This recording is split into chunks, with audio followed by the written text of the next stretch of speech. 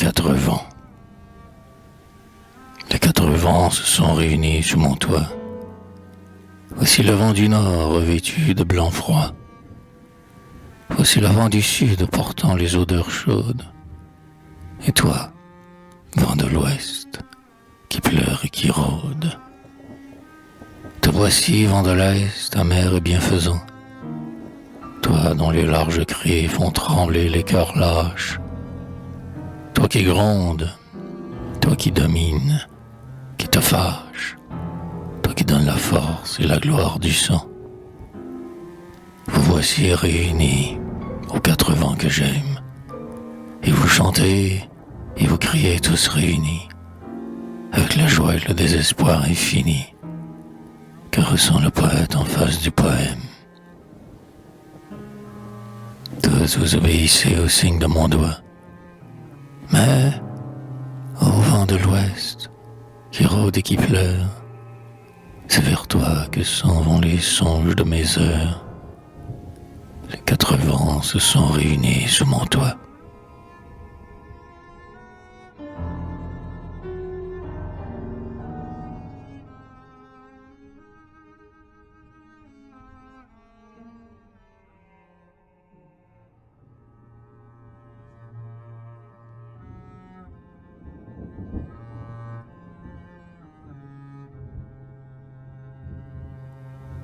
Le rire des vents. Les quatre vents rient dans le ciel du matin, puis leur humeur étant changeante, une querelle s'est élevée entre eux. Et la femme autour d'elle vit s'abattre en riant le courroux du destin. Les quatre vents rient dans le ciel de l'aurore, d'un grand rire pareil au désespoir fervent. Avez-vous entendu le bruit des quatre vents qui détruisent, riant, et détruisent encore? Et comme l'on soufflait en la force des mains, comme l'on rit en chœur, comme l'on chante et danse, les quatre vents rient de savoir leur puissance sur le troupeau soumis et triste des humains.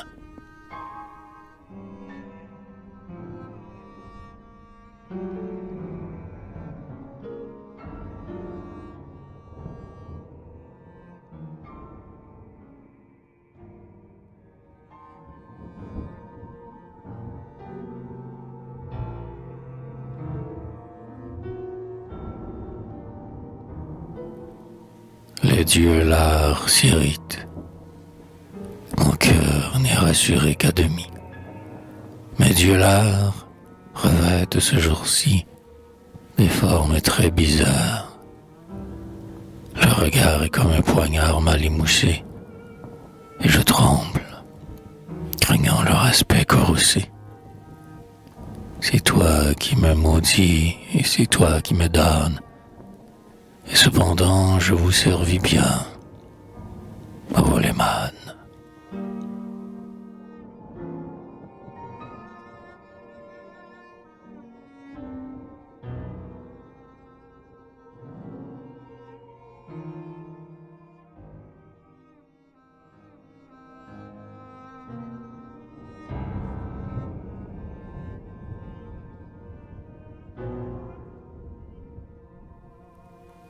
Le palais du poète. Les murs de ce palais sont d'ébène et d'ivoire, et les plafonds gemés d'astres comme les cieux. Les esclaves y vont à pas silencieux, avec leurs pas très doux et leurs faces très noires. Et le cyprès aigu s'y dort au couchon. On n'entend jamais plus la fuite d'or du sable dans le lent sablier, car l'instant adorable y demeure, attiré par le pouvoir du chant. Et le repos semblable à l'écho se prolonge, infiniment suave et tendre et musical, comme un chant murmuré selon un rythme égal. Et si l'on goûte en paix l'éternité du songe, comme un serpent couché, le lent chagrin s'endort, le cœur tranquille enfin, et l'âme enfin ravie. Le poète s'attarde en oubliant la vie, et croit goûter déjà la douceur de la mort. En attendant la paix de cet instant unique, Les parfums sont très doux que brûlent les flambeaux. Et dans les vases d'or que les grands lys sont beaux. Car le poète écoute, en pleurant, sa musique.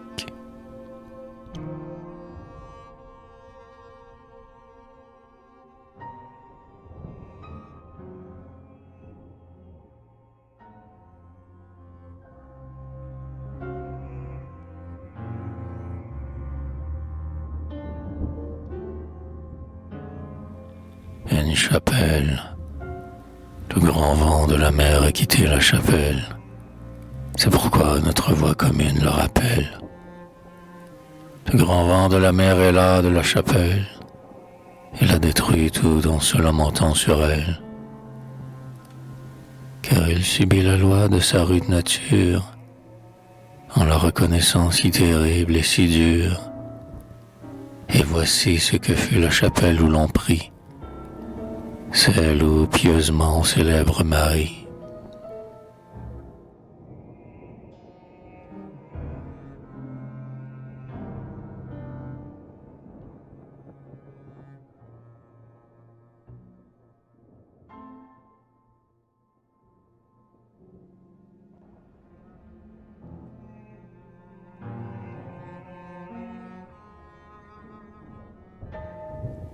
Chapelle de marin. Voici le soir, voici l'orage aux cris amers, et la foule s'assemble au fond de la chapelle, où l'on cherche Marie et n'espère qu'en elle. Ô vaisseau qui se noie à l'abîme des mers, ô Dieu, je cherche en vain l'ombre de la chapelle. Voici le soir, voici l'orage aux cris amers, et dans mon cœur sévit la tempête des mers. Ô Dieu, cherchant vers l'ombre de la chapelle, Marie, ô l'istre blanc qui règne sur la mer.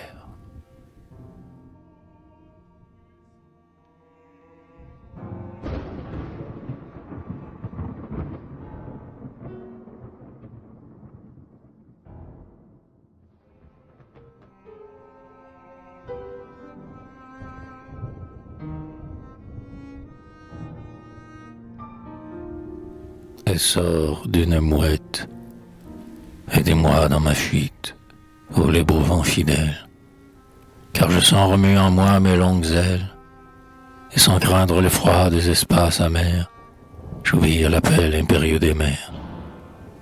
Je ne sais où j'irai, et quel souffle m'emporte, mais je ne reviendrai que triomphante ou morte. Je n'obéis qu'à vous, à votre étrange loi. Me voici prête pour la fuite. Portez-moi. J'ignore où j'errerai, mais j'ai l'amour de vous, ô despotique vent divinement jaloux. Je n'ai pu qu'entrevoir la lueur de vos faces, mais mon cœur est saisi par vos griffes tenaces. Ô vous qui demeurez mon amour éternel, emportez-moi dans le ciel ouvert, dans le ciel.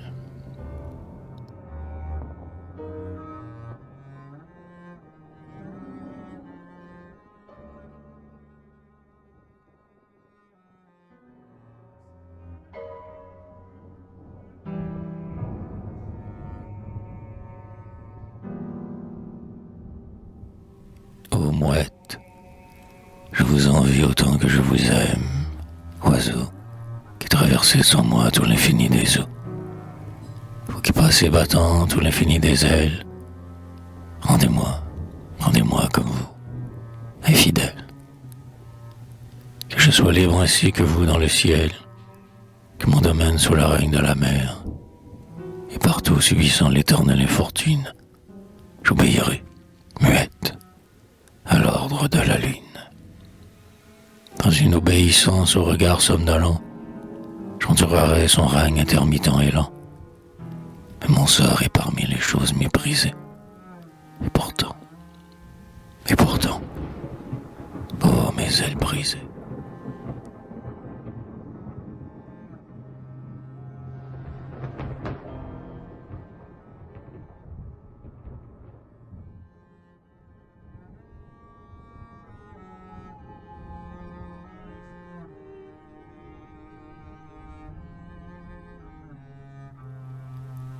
la mauvaise auberge. Le monde inhospitable est pareil à l'auberge, où l'on vit mal, où tout est mal, où l'on dort mal. Et pendant que le cri des femmes se prolonge, je cherche le palais impossible du songe. Je fais, dans cette auberge, un modeste repas, en songeant à ce qui pourrait être et n'est pas.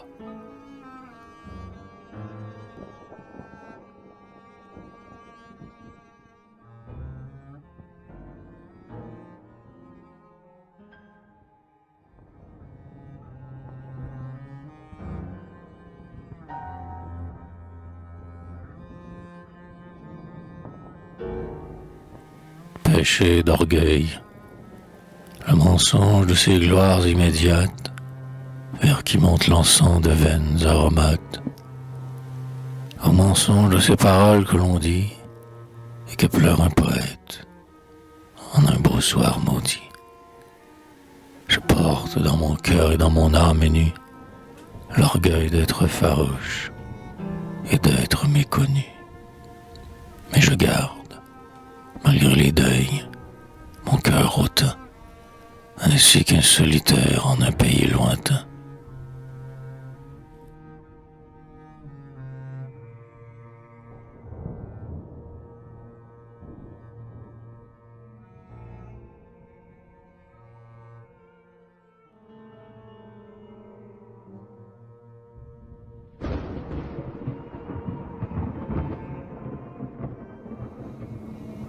Venue du jour. Le jour se glisse-t-elle comme mauvais animal à travers mes vitraux pour surprendre mon mal. Le jour se glisse, ainsi qu'un serpent s'insinue dans mes regards. Il entre et voit mon âme nue. Il voit la vérité de mon trop grand amour. Au jour maudit parmi tous les jours, mauvais jour, maudit sois-tu jusqu'à la limite lointaine des temps, toi qui surpris ma colère et ma haine. Maudit, toi qui sus voir de tes yeux clairs au jour l'affreuse immensité de mon terrible amour.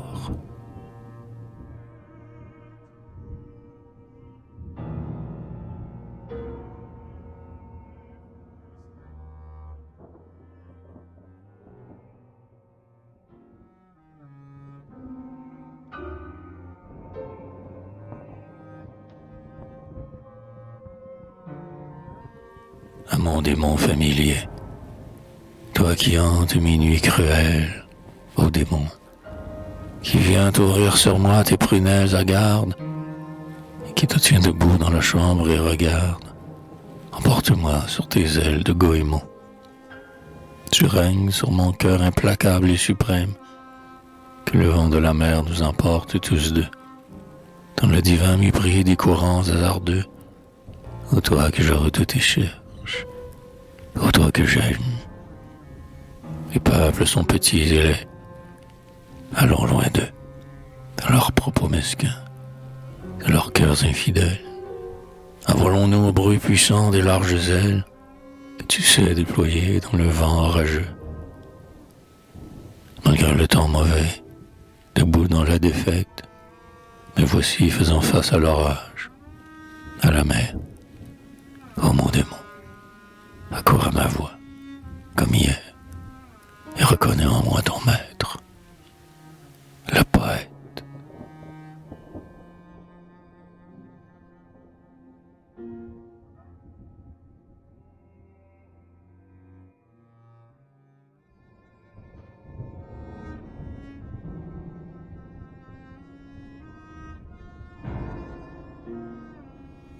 Aube, voici le matin clair, mon âme ouvre les yeux.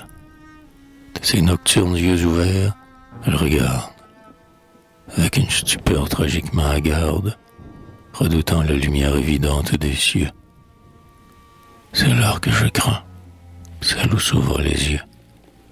Vient-il donc m'apporter quelque douleur nouvelle, Ce matin, dans matin, la première stupeur, je les referme en vain dans l'instant anxieux. Voici, j'ai trop ployé sous le poids du destin, pour ne point redouter l'inconnu de l'aurore.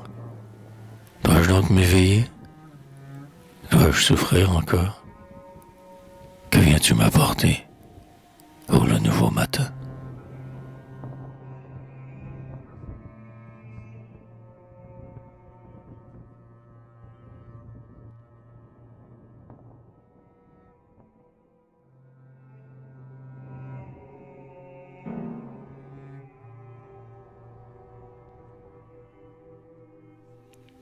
Le dernier Dieu, cruel, impérieux, malveillant et funeste, seul, entre les dieux morts, il ressurgit et reste.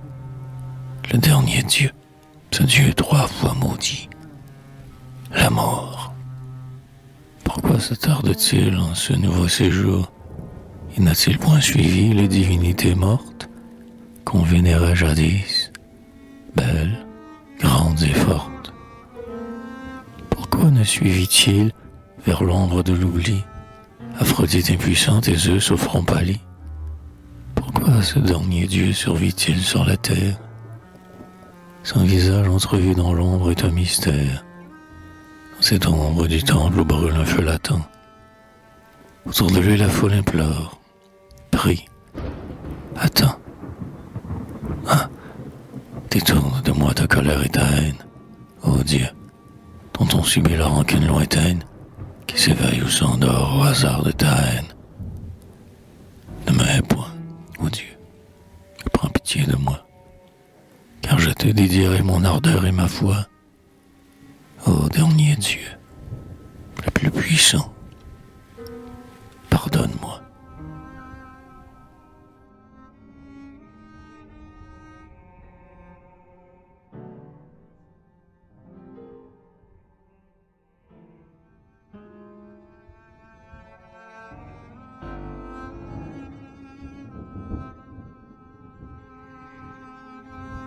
Domination du poème. Je subis tout mon sort. L'impérieux poème me domine à l'égal de la femme qu'on aime. Amèrement jaloux, despotique et méchant, voici que vient régner sur mon âme le chant. Servilement je sers l'impérieux poème, 1000 fois plus aimé que la femme qu'on aime. Qu'il soit méchant, qu'il soit tyrannique et jaloux, on ne l'enserre que plus promptement, à genoux.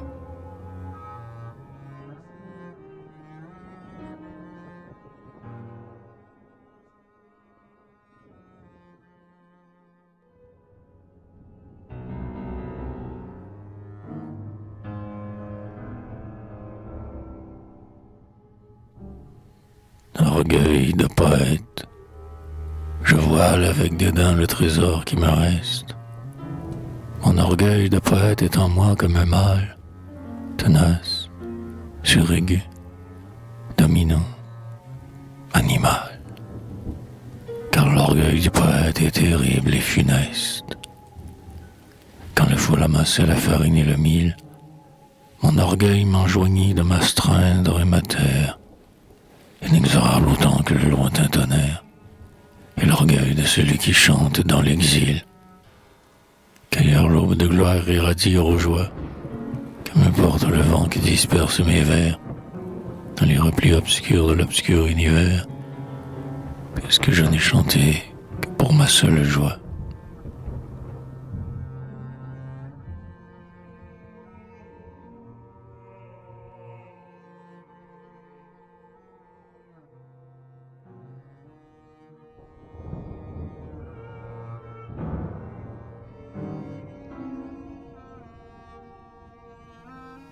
Aveu dans le silence, dans l'orage secret, dans le désordre extrême, je n'ose m'avouer à moi-même que j'aime.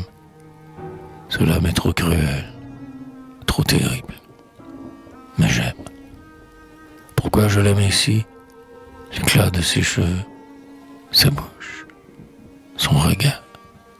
Ce qu'elle veut, je veux. Je n'ai vu que de la clarté de ses cheveux. Et je n'ai vu que du rayon de ce sourire qui m'attendrit et que j'appelle et je désire.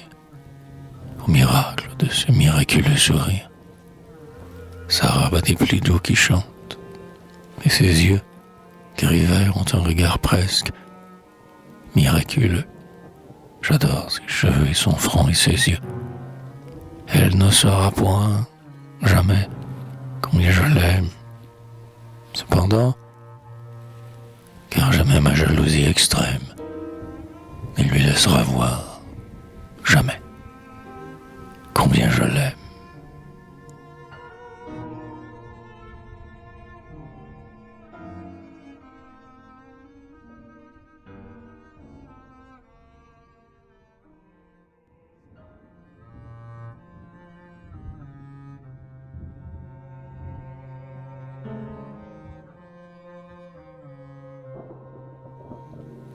Défaite, dans un silence obscur, j'apprends la patience, moi dont l'orgueil fut grand, même dans le silence.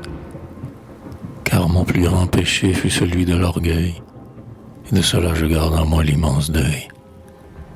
Malgré tous mes efforts, la défaite est certaine, et ta grande douceur, mon ami, est vaine, puisqu'elle n'a point su m'épargner un des pleurs que j'ai versés, mais le couchant est plein de fleurs.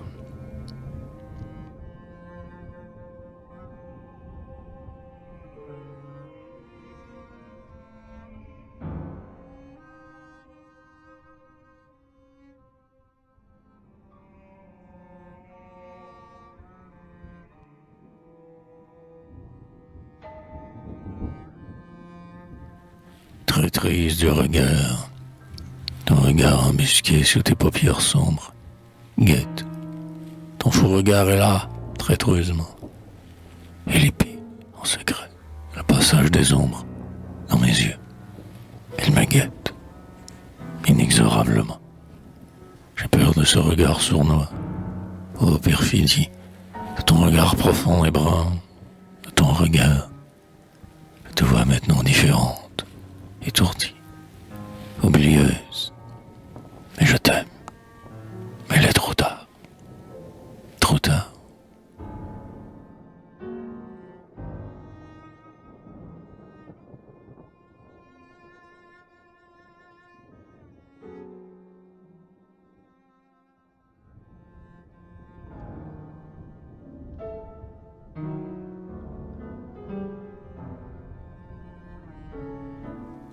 Le poète. Il porte obscurément la pourpre du poète, se passant qu'on rencontre au détour du chemin, vers lequel nul ne tend sa secourablement, et qui lève vers l'aube un front large d'ascète. Sous le grand manteau percé de mille trous, si vieux qu'il est pareil aux innombrables toiles, que l'araignée a su tramer sous les étoiles, s'ouvre ses yeux divins, prophétiques et fous. Cet inconnu, c'est le poète en son passage, et le vent du chemin lui dicte, ainsi qu'un Dieu dicte un ordre divin. Son chant est périlleux, mais hélas, nul n'entend le merveilleux message. Toi, dont le vent clément rafraîchit le front nu, tu n'oses même pas solliciter l'aumône, mais les siècles futurs te verront sur un trône, couronné de rayons, ô divin inconnu.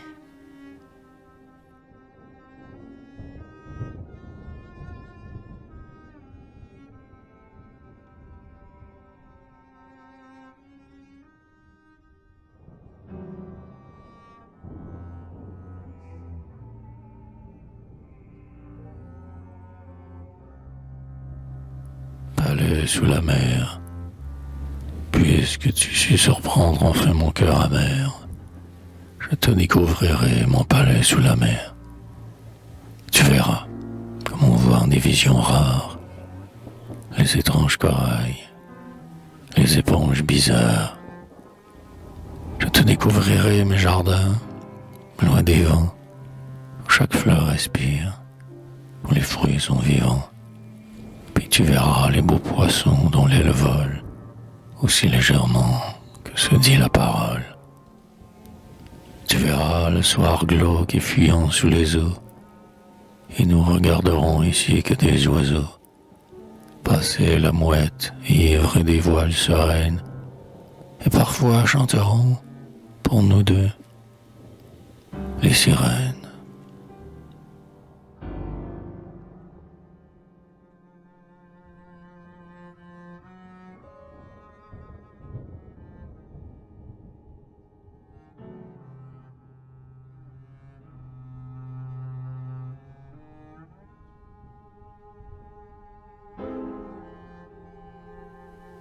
Intangible. Nul n'oserait frôler les filements des doigts que je tends un geste indifférent et triste. L'amour n'a point d'écho. Pour répondre à ma voix, nul n'ose interroger mes regards d'améthyste. Car moi, fille royale, ainsi je l'ai voulu, sachant que mon bonheur était dans le silence. Seuls, les beaux chants lointains de l'autrefois m'ont plu, car c'est vers l'autrefois que mon âme s'élance. Et nul n'ose troubler la sombre paix d'un seuil que garde l'inconnu. Moi, j'y règne, impassible. J'y sers obscurément le Dieu de mon long deuil. Nul n'ose m'approcher, car je suis l'intangible.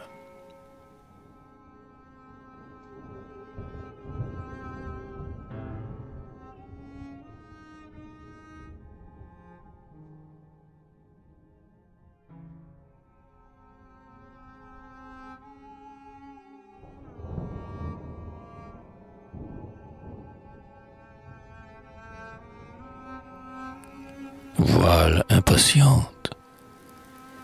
La voile est lente et lourde à tarder en ce port, elle qui subrège les plus fortes tempêtes, et qui connaît leurs cris et leurs plaintes secrètes. Pour elle, le repos est pareil à la mort. La voile est lente et lourde à tarder en ce port.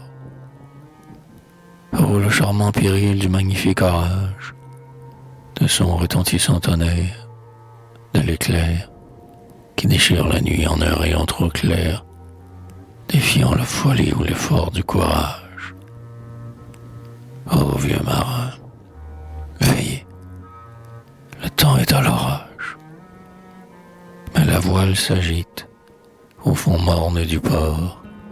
Elle appelle le vent des plus grandes tempêtes, car les mâts sont tissés, toutes ses sœurs sont prêtes. Nul ne craint le vent qui menace la mort, mais la voile pourrit dans la vase du port.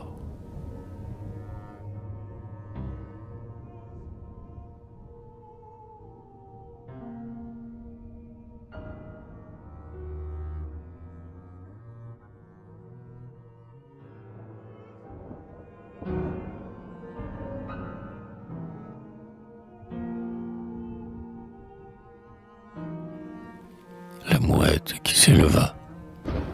Oh, soyez-moi clément, mes espaces fidèles, car je sens remuer en moi mes grandes ailes, et je subis ici la volupté du vent, moi qui suis l'affronté et le braver souvent.